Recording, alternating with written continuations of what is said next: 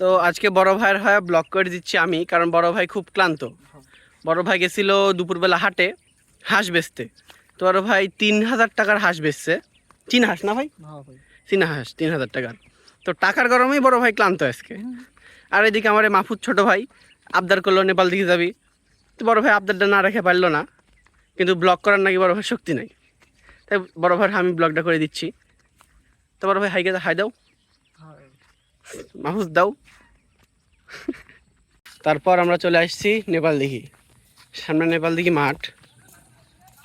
মাঠে সালপাল ফুটবল খেলতেছে। তো আমার ছোট ভাই মাহফুজ ফুটবল খেলবি, তার উদ্দেশ্য তাই ছিল। এই জন্য আমরা কি আসছি নেপাল দিঘি। মাহফুজ খেলবি, আমরা কি টাকা টাকা দেখবো, আমরাও খেলবো। তারপর খেলা শেষ, পিছনে ফেলে আসলাম নেপাল দিঘি। তবে আস্তে আস্তে একটা লাভ হয়ে গেল। রাস্তায় বসেছিল একটা লোক, তার কবুতরের বাচ্চা লাগবে, তাই নাম্বারটা দিলাম, যখন লাগবে কল দিবে, আমার ইনকাম হয়ে গেল। তারপর মাহফুজ কেমন খেলা হলো?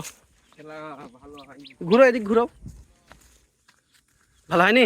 না, কে? গরম না প্রচুর। প্রচুর গরম? আরে গরম তো আমারও লাগছে। খেলা ভালো হয় না? খেলে তো এনজয় পাইছো না? ঠান্ডায় ঘামে যাচ্ছি, ব্যাপার না।